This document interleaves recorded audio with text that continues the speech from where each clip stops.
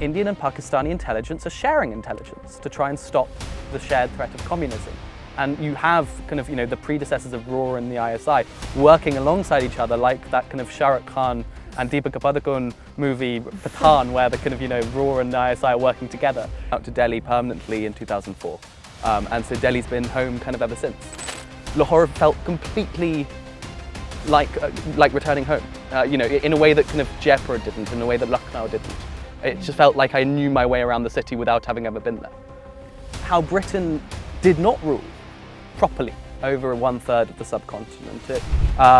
That they had tried to accede to Pakistan, but Pakistan had forgotten to reply.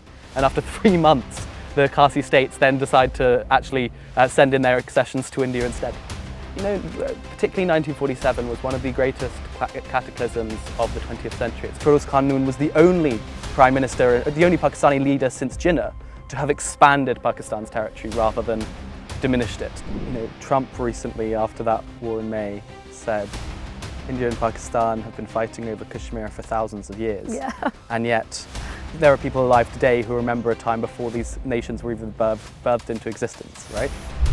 It's no other major conflict zone in the world right now exists where the populations of both countries immediately become best friends the moment they go abroad. In fact, when you were talking about how they'll become best friends and they'll even start dating each other, they'll even marry each other. Yeah. I'm always amazed when you come this side of the border. It's the same dish but with gosht in it, kind of aloo gosht and dal gosht, and you'd never get that in India. It's exactly the same cuisine but just with extra gosht. I'm always amazed how you could drop me in Lahore, you could drop me in Delhi, and I wouldn't know which city I was in.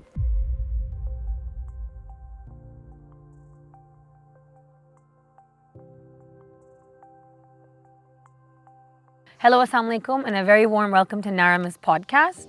We're gathered today in the outskirts of Bal Kasar for a conversation that sits at the intersection of history, identity, borders, and memory. I'm so excited today to be joined by Sam Dalrymple. He's an author, a filmmaker, a historian, and the co-founder of Project Dastan. And we're joined today to discuss his latest book, called Shattered Lands, 5 Partitions and the Making of Modern Asia. If you haven't already read it, pick up your copy now. Because really what Sam's book does is it pushes us to think beyond the single moment of 1947 partition, and to really understand how actually multiple partitions across regions and communities shaped what the political map of South Asia and beyond looks like today. Sam, thank you so much for joining us. Thank you for having me. I am really pleased to be sitting where we are. Interestingly, like I said, you're the co-founder of Project Dastan, and the place we're in right now is also called Dastan. I know there's a story behind this, and we'll get to that as well. But like I said, Sam, you're a traveler, you're a historian, you're a writer, you're a filmmaker. There's a lot that you do, and there's a lot that we can dive into. But most interestingly, I think in terms of your background, you're Scottish-British, but you were born and raised in Delhi. Yeah. So that's a really interesting position because it's both insider and outsider. So tell me a little bit about growing up in Delhi, and tell me a little bit about how that shapes your relationship with South Asia. Sure.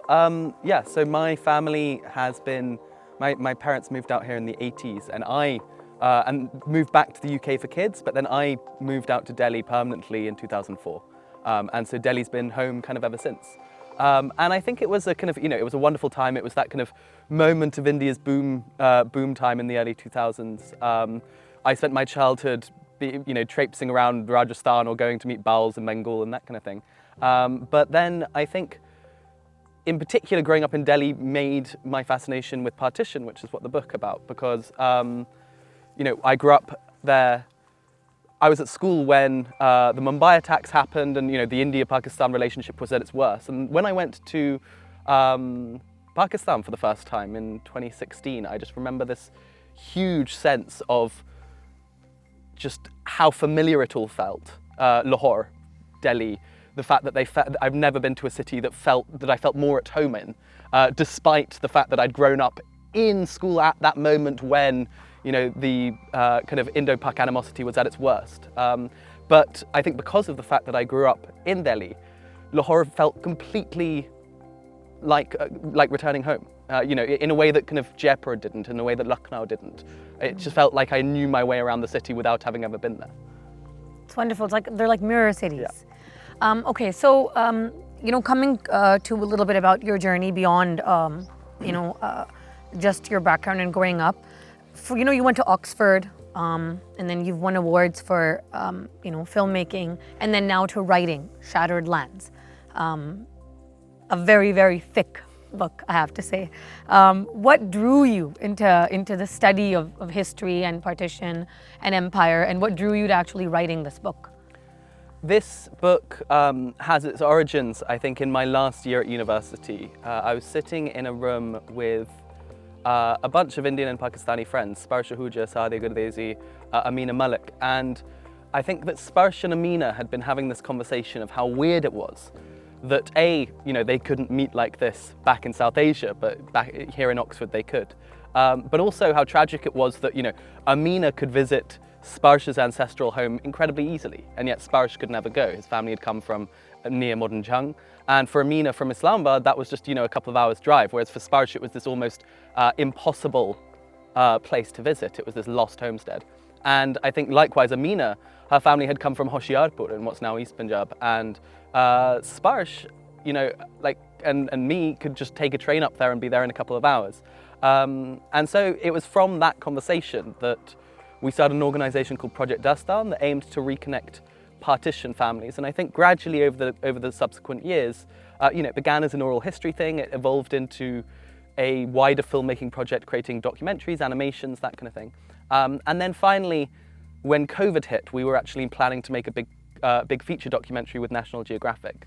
And then suddenly, overnight, we couldn't cross borders anymore, and we couldn't work with interviewing 90-year-olds anymore, because both of those things became impossible due to COVID. And it was around then that I'd been working on this script, and in a sense that was the origins of the book. It was what can I do with this script that that suddenly the organisation sort of fell apart at the beginning of COVID, and suddenly was put on hold for the next 2 years. But I wanted to keep researching, and eventually that became the beginnings of a book proposal.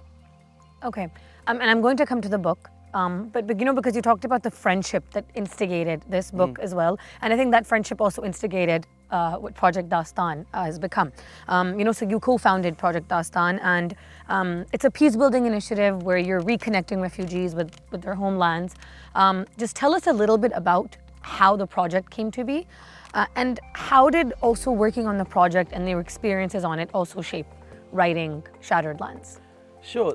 So I think that so it was from that same conversation that we essentially began working to try and use virtual reality to allow partition survivors to reconnect with their childhood homes across the border. So imagine your nani came from Delhi, and there was a particular mohalla, a haveli, a masjid, a school, whatever it might be that they wanted to see again, potentially a childhood friend. We would try and gather these details in an interview, send it to a team in Delhi who could then go down and find these locations and scan them in virtual reality. I think that was the plan initially, but we didn't really know what we were doing. We were college students, and I remember Anchal Malhotra, the oral historian, sitting down with us one day and basically being like, this is a great idea, but you need to do it right, and you need to seriously train in oral history methods. You need to not be coming at this blind. So I think from chatting to her, we began to take this much more seriously as a project, and gradually I think what I found fascinating was very often we met childhood friends of partition survivors across the border and allowed them to reconnect. I think having the ability to hear both sides of a traumatic partition story, so say your family left such and such a town, but were saved by this family and they helped you get across the border. Being able to hear that story both from your family and from the family who saved you, I think creates a really interesting picture, and it was something that I think a lot of people hadn't done before. And it had only really been possible because of social media. Our team essentially began for the first few years as a group of volunteers. None of us were being paid. We didn't have any money at this point. And it was just people who reaching out over Instagram saying, hey, this is a lovely idea, can we help? In fact, Dastan, this lovely place that we're sitting here, was named so by our friend Hassan, who reached out to Project Dastan as one of many people and said, can I help? And it was a rather wonderful story. We were looking for a Unity developer, i.e. the Unity, the app which allows you to create animations, and a dev. But when we put out the advertisement, Hassan wrote in saying, I'd love to develop Unity. and thus the friendship was made. And now we're sitting in Dastan. And now we're sitting in Dastan. Amazing. All right. So I'm going to come to the book now. And we'll come back to Dastan as well. But all right. So Shattered Lands really, I think it completely paints a new picture. It's a completely new reframing of partition, right? We've always seen India-Pakistan as 1947. It's how we relate to it. But in this book, you're telling us not to look at it as that single event, and you've reframed it into 5 partitions, and those 5 partitions go into 12 independent countries. We're not just looking at India, Pakistan, we're talking about UAE and Qatar and Kuwait and Burma and Nepal, right? So again, tell me, and for anyone who wants to understand, what do these 5 partitions mean, right? What does this reframing actually tell us? Why does this matter for South Asians and Asians today? So I think that the basis of this book was this bizarre discovery, which I think has been left out of so much of the writing on partition. That if you go back 100 years ago today, the Raj did not just consist of India, Pakistan and Bangladesh. We often have this idea of undivided India, I certainly did growing up in Delhi, that was suddenly kind of ripped apart during partition and torn into 2 rival kind of religious majorities and minorities. When in actual fact, in 1920, Britain's Indian Empire, as it was known, it was considered an empire within an empire, stretched from what's now Aden in southern Yemen, as far east as Rangoon in what's now Burma. It contained within it a quarter of the world's population, the largest Hindu, Muslim, Sikh, and Zoroastrian populations on the planet. And it was you've got to imagine it as an enormous kind of blender in a sense, like where different communities from across Asia were suddenly kind of moving around this region at unprecedented rates. Rangoon, despite the fact that today it's seen as so peripheral to South Asia, was considered the New York of its day. There was more people migrating across the Bay of Bengal in the 1920s than there were migrating to New York City. This is why songs like Mera Piya Ge Rangoon exist, right? Like, because there was that huge migration. And so these regions were far more tied together than I think national boundaries let us imagine today. And between the 1920s and 1971, 5 partitions tore it apart. The first being the partition of Burma in 1937. This would create the Rohingya genocide, the Naga insurgencies, the destabilization of northeast India, and Burma's civil war. Each of these partitions would create these different cataclysms. The second was the separation of the Gulf states. We often forget that Yemen, Oman, the UAE, Bahrain, Kuwait, and Qatar were all princely states of the Raj. If you open the list of princely states like Bhavalpur, Chitral, Jaipur, Jodhpur, Hyderabad, Kashmir, the list actually begins alphabetically with Abu Dhabi. And yet we've forgotten the story of how those states were separated and how close they came to remaining a part of the Raj, which of course, had they remained a part of the Raj, they may have been part of modern Pakistan today because they were Muslim majority princely states. The third partition is the Great Partition of 47 that people are more familiar with. The fourth partition is the story of how 81% of the India-Pakistan border was actually formed by the decisions of about 8 princes and maharajas and nawabs. And that's a story that I think we focus so much on Cyril Radcliffe dividing Punjab that we don't often look about the borders of Bhavalpur, of Kutch, of Jaisalmer, Jodhpur, etc., which were hugely important in forming the border we have today. And then the fifth partition, of course, is the bloody birth of Bangladesh out of Pakistan in 1971. Mm-hmm. And we're perhaps all most familiar with the last partition that you talked about, and then of course the India-Pakistan one. But all 3 of the others, I think not even familiar with. I think people don't even consider them. They're not, like I said, it's a reframing of history. And I want to come to both of them. Okay, so first, tell me a little bit about how. That's exactly. It was the first thing that I thought about when I started reading the book. That how does Burma, and Aden, and the Gulf states, how do they factor in to South Asian history. You know, we look at these as seemingly peripheral regions, right? So just tell me a little bit about how these peripheries actually challenged the idea of what South Asia was, and how did that map come to be? I think that Burma is the biggest surprise here because it's so central. I mean, and I mean so central in the way that each of the leaders of the freedom movement in the 1940s refer to it as their explicit basis for the idea of partition. So Rematali Chaudhry, who coins the term Pakistan, writes in his leaflet that it makes no sense to me why, if Burma is to be separated, then the Muslims of northwestern India must remain part of a greater Indian federation. That is the first statement of intent to create the Pakistani nation, and it does so on the basis that Burma has just been separated. And so, you know, it's so central. Jinnah writes about the separation of Burma. Ambedkar's book on the question of whether Pakistan will be created explicitly has a whole chapter on the Burma precedent. Everyone is looking to this precedent, and yet somehow it's completely fallen off our mental map. I think because of the fact that, you know, Burma's military has taken it into an isolationist place outside of kind of, you know, the global norms. And, you know, history there has been suppressed, minority voices have been suppressed in Burma to the extent that I think people today are very unfamiliar with the region's history. I think Thant Min Oo, one of the great scholars, writes how arriving in Delhi, he realized there were no Burmese scholars in Delhi universities anymore. And, you know, there was often someone who had cow sway recipes in the family, but nothing else really remained of this formerly hugely important connection. And yet it's so central to the set of dominoes that goes off in the subsequent decades. I think the first thing I thought was, I think that's exactly what South Asians would relate to. You think about Burma and Burmese, you'd be like, oh, we eat cow soy and it's a staple in our household. Yeah. And I think it ends there, you know, as you said. Okay, and I found it really interesting when you talked about the princely states, right? I was going to come to that. And that relates to the Gulf states as well, because I wasn't aware of this either, that the Gulf states were also considered princely states at that point. But then the ones we know about, Bhavalpur and Jodhpur and Jaipur, like you said. Tell us about how India and Pakistan actually went about annexing the princely states. I think, I mean, let's just talk about the Gulf states quickly. I think we forget how important they were and how Britain did not rule properly over 1/3 of the subcontinent.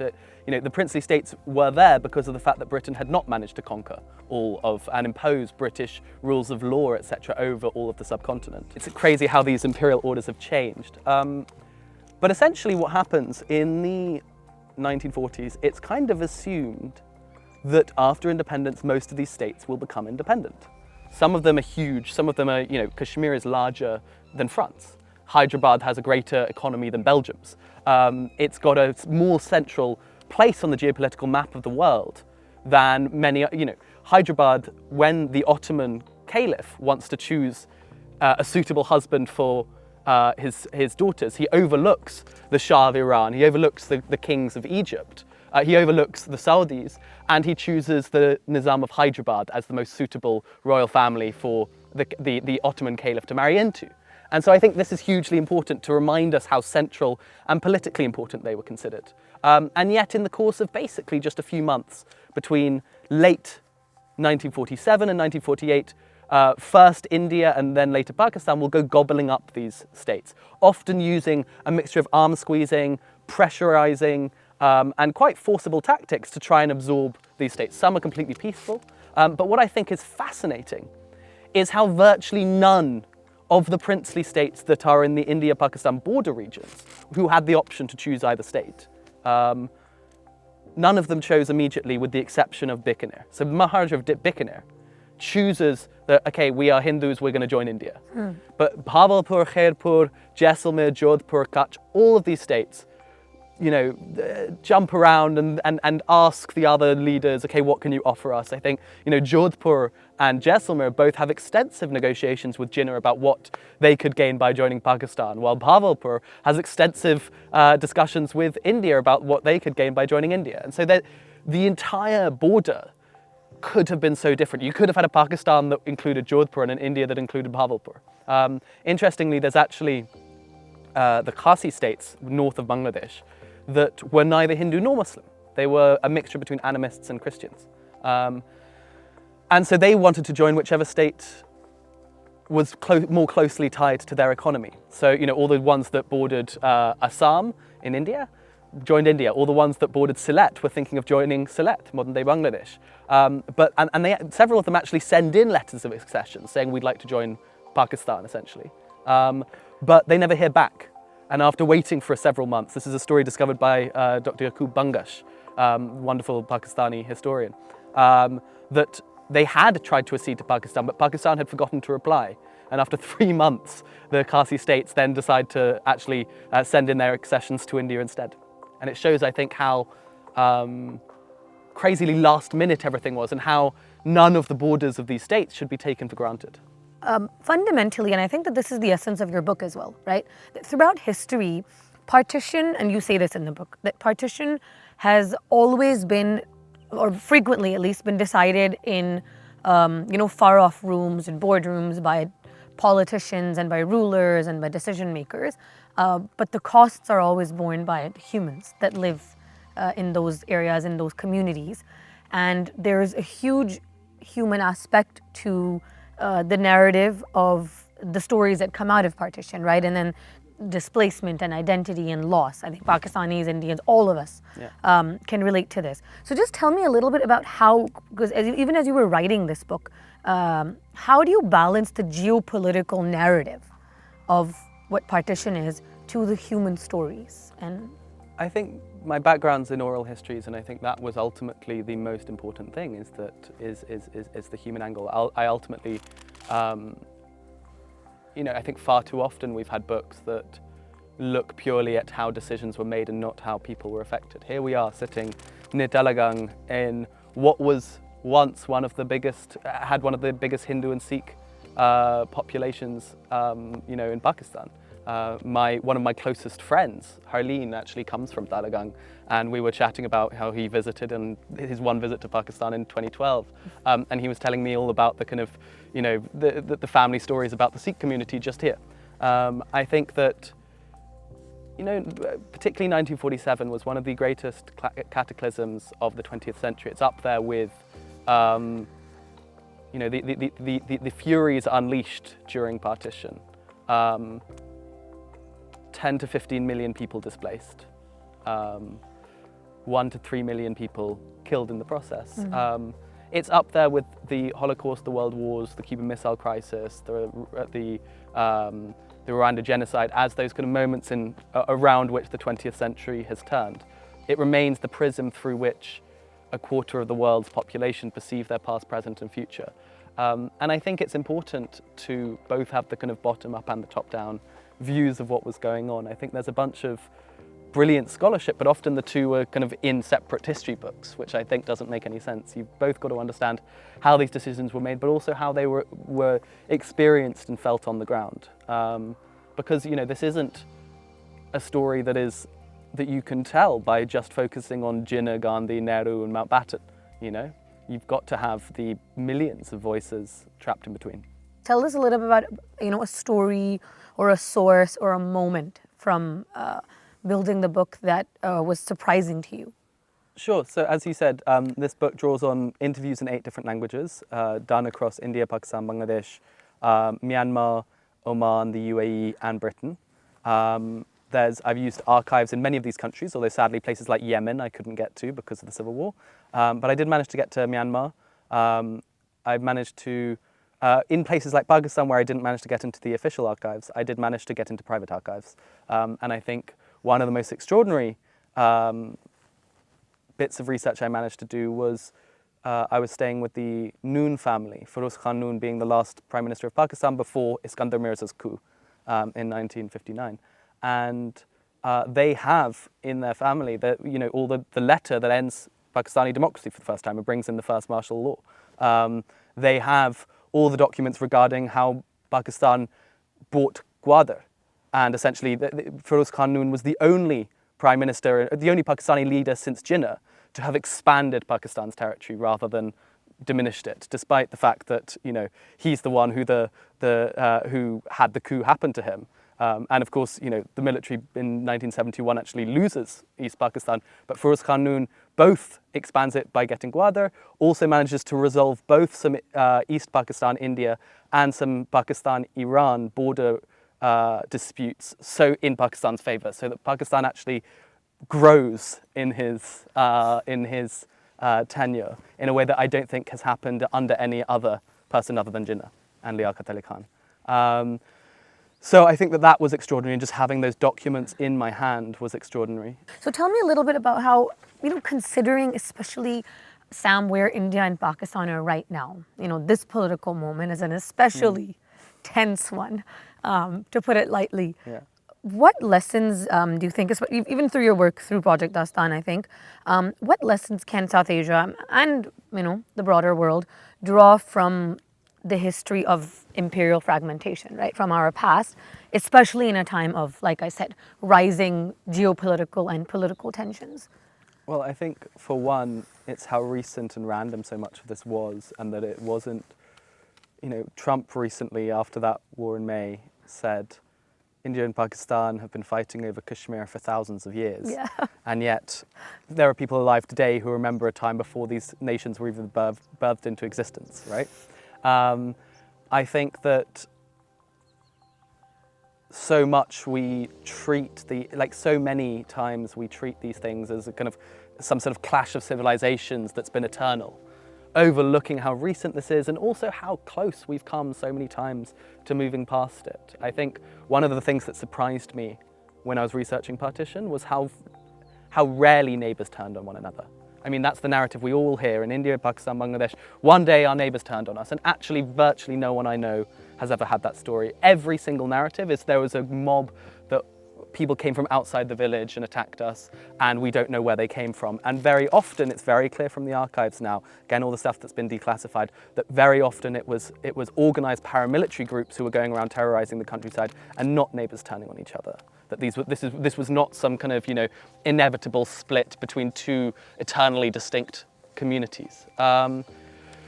And I think it's important to remember how much more we all have in common with one another. Be it, India, Pakistan, Myanmar, Myanmar, Oman. This is a region that was defined by plurality, defined by its diversity, defined by its cosmopolitanism. And I think it's important to remember how drastically these cities changed. Karachi was Hindu majority until partition, whereas Delhi was basically almost Muslim majority. Not quite, but very almost. And now, of course, most of the Sindhi Hindus are now living in Bombay. Most of Delhi's population is now living in Karachi. And of course, half of Lahore is now in Delhi. And so I think, this is a subcontinental level cataclysm that happened. And yet it's far too often seen myopically by zooming in on specific areas rather than understanding the shared sense of loss. And also how many times I think we've almost moved past everything. One of the surprises from the book is how in the 1960s, India and Pakistan do move past in the 1950s, sorry, they do move past their animosities. And for a decade, in a way that wasn't previously understood, Indian and Pakistani intelligence are sharing intelligence to try and stop the shared threat of communism. And you have kind of, the predecessors of RAW and the ISI working alongside each other, like that kind of Shah Rukh Khan and Deepika Padukone movie, Pathan, where the kind of, RAW and the ISI are working together. That happened for a decade. There was shared intelligence. There was, you had an Indian Muslim from Bombay designing Jinnah's tomb in Karachi, and vice versa. You had joint Indo-Pak passports. And I think these moments show how much, with the right political willpower, there is all the possibility of peace. I think the most important thing I like people to understand, I guess, is that it's no other major conflict zone in the world right now exists where the populations of both countries immediately become best friends the moment they go abroad. Ukrainians and Russians, Israelis and Palestinians, they will not speak to each other abroad. Yet the moment that a kind of Punjabi from one side of the border meets a Punjabi from the other side of the border, immediately there's shared music taste, shared food. Often they end up dating one another. Yeah. And that I think still gives me hope, despite the fact that the politicians of both countries continue to try and undermine any semblance of peace. And and we will have more of these moments. There is still a shared culture that is impossible to erase. So, I mean, it's obvious and it's good to hear that you're optimistic and that you do see a path towards reconciliation across the subcontinent. But I mean, honestly, realistically speaking, considering where we are, it right now it really is just a Shah Rukh Khan movie, right? I mean, Well, I think look at Pakistan and Bangladesh. You know, it's had its massive low points, and it's getting back on track now. You know, and I think that there was a kind of state level apology recently for some of the events in 1971, and all of this shows how countries can paper over their differences ultimately once the right amount of time has passed. I think that we're living in a crazy moment where the global world order is changing, and I think we could see something dramatically change in our lifetime. I don't think it's impossible. But what do you think that could look like? I mean, well, for one, I don't think you often hear is there kind of any chance at reuniting, but I think that India, Pakistan, Bangladesh, all of these nations do now have their unique national identities, and I think that I think that rather than kind of some sort of unity in that sense, I can see some sort of SARC style system happening. I think that the key thing is that once Indians and Pakistanis are actually exposed to one another, well, the biggest harm comes from none of these wars. It comes from the fact that Indians and Pakistanis are not allowed to interact within the subcontinent. The visa regimes not allowing families who've come from that side to visit their ancestral homes. That is where the root cause of so much of this animosity comes with, because today most Indians have never met a Pakistani, and so all that they hear is that these guys want to bomb us. Or, and likewise this side, younger people in Lahore, I was chatting to some kids recently and they were like, oh yeah, why do the Indians want to bomb us? And there's this, if you don't interact with the other side and humanize the other side, you'll never understand who they actually are and how much more you have in common. And that is why the moment that people go abroad, they're always so surprised and they always kind of like, wow, they, And I think that as humans, all of us on a fundamental level, I think we are aware of that. Like you said, it's the reason why the minute we step outside the borders of these countries, we're friends. And there's too much more in common than there is that divides us. In fact, when you were talking about how they'll become best friends and they'll even start dating each other, they'll even marry each other. Right? Yeah, exactly. I think really this brings me to what I was saying to you earlier as well, right? That textbooks and scholarship across South Asia present very different versions of history as well. Part of it is, of course, there's a different focus in different scholarship, but generally we see different versions of history across South Asia. How has writing Shattered Lands, and your research on this and all of your work on this, how has it challenged your own understanding of what commonly taught narratives are and what common perspectives are? I think growing up in Delhi, there was very much this idea of undivided India.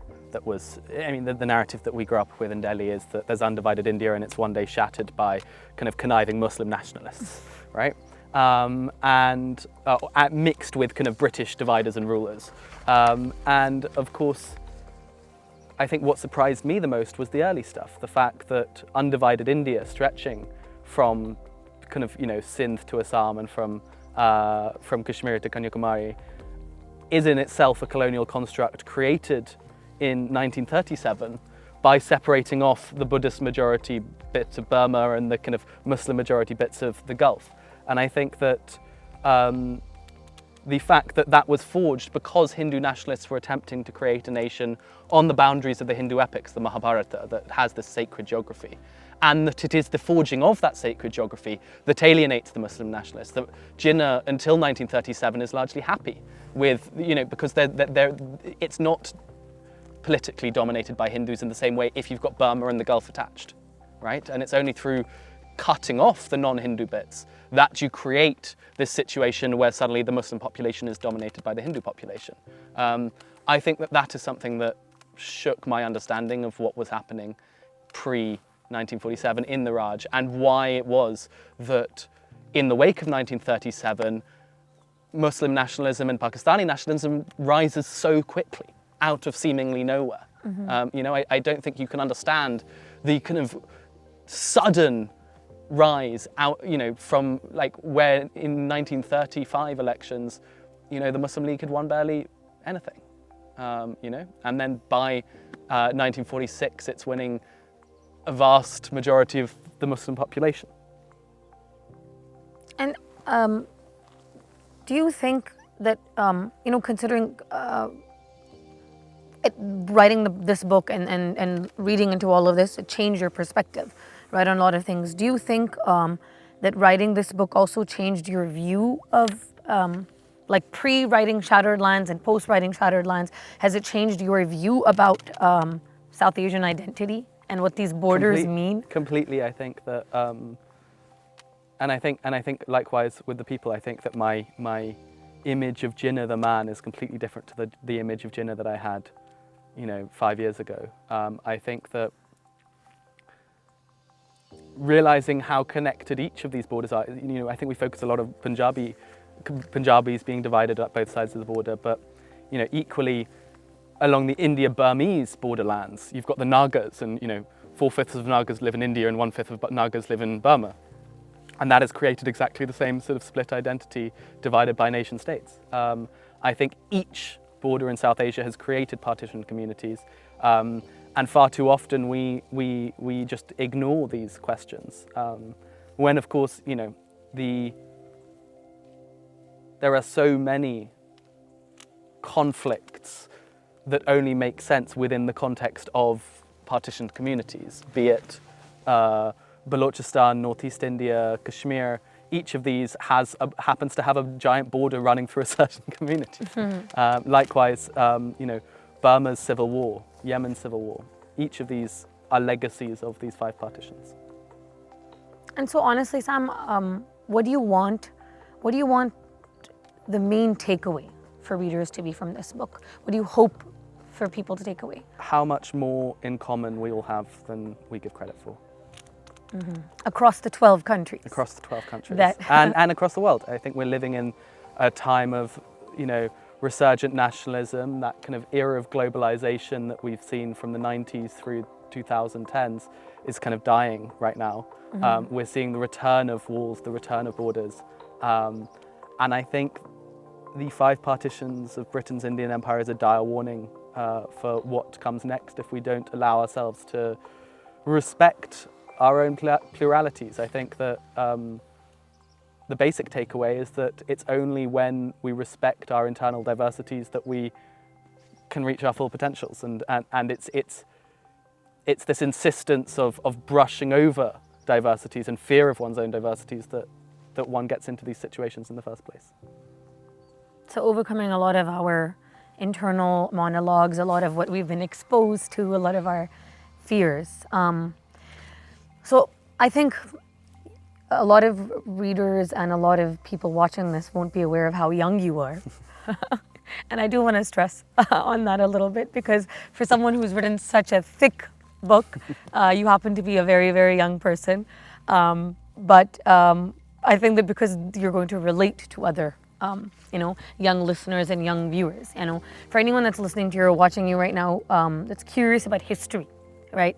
Tell me, especially histories that challenge dominant narratives, right? The way that this book does, in South Asia being one of them. Anyone who's looking to dive into that a little bit and who's curious about this, what podcasts, what practices, what books, what would you recommend? What advice would you have to them to deepen their understanding? Well, I think before all that, I think just ask your family about your family history and the way that where your community lives, the way that the population has changed, their migrations changed the place, the stories that your own family have. I think that there's nothing more valuable than just asking your grandma, kind of, you know, to tell you your ancestral stories. Beyond that, I think that the books that have changed me in particular, I think Peter Frankopan's Silk Roads, Anam Zakaria's work on 71 and on Azad Kashmir. Yes. I'd say from the Indian side, Urvashi Batalia and Anshul Malhotra's books on partition. And then there's a brilliant guy called Willem van Schendel who writes on the Bengal borderlands, and it's the most visceral look at border communities and how their lives have been shaped by borders rupturing through their lands, and the way that their relationship with the kind of border security guards, and yeah, those would be my go-to books. And Richard Eaton's India in the Persianate Age, I think, is the single best history on the medieval subcontinent. Basically, starting with the arrival of the Ghurid Empire in the kind of 12th century, right up till the kind of disappearance of Farsi from the subcontinent. It focuses in on all of these dynasties that we hear about disparately, or kind of syncretic histories that we hear about when we go to specific shrines or communities, but it puts it all together into one absolutely riveting narrative. And I think as a baseline text that everyone should read on the subcontinent's history, I think you can not go any better than Richard Eaton's India in the Persianate Age. Okay, well, adding it to my Goodreads list, but I think everyone watching is going to as well. Thank you for the excellent list, very specific.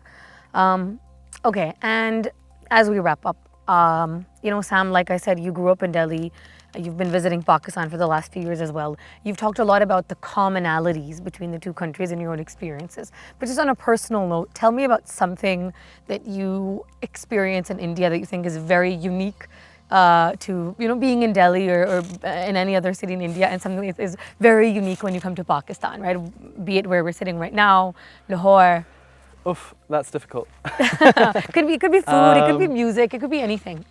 Well, I think for one, I have never been to a I think the biggest difference, that all the bigger things that everyone talks about, I think makes no difference whatsoever, because everyone's ultimately the same. But I think the biggest one is just that I'm always amazed when you come this side of the border, that's the same dish but with gosht in it, kind of aloo gosht and dal gosht, and you'd never get that in India.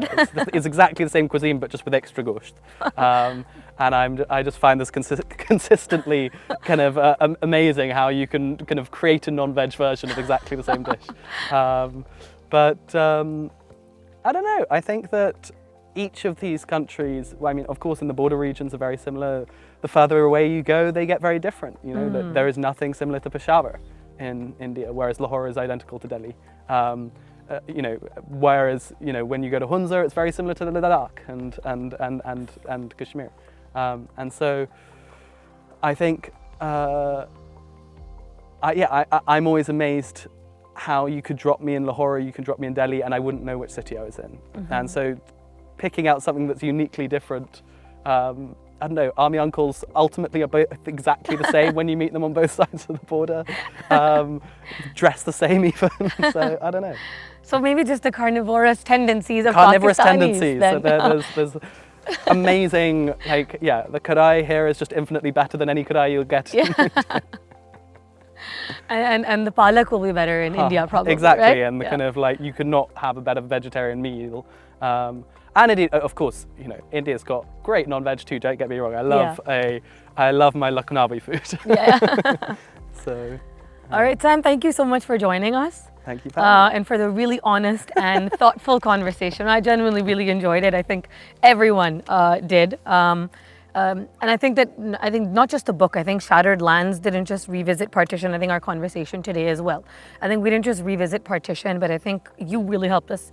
I think you challenged us to think about how borders and empire and the afterlives, of political decisions make an impact for decades and decades to come. So for everyone listening, the book is Shattered Lands. If you haven't already, pick up a copy now. And thank you so much for watching. Thank you again, Sam, for making time for this. I hope you enjoy the beautiful space as well as the conversation. And we'll see you next time. Allah Hafiz.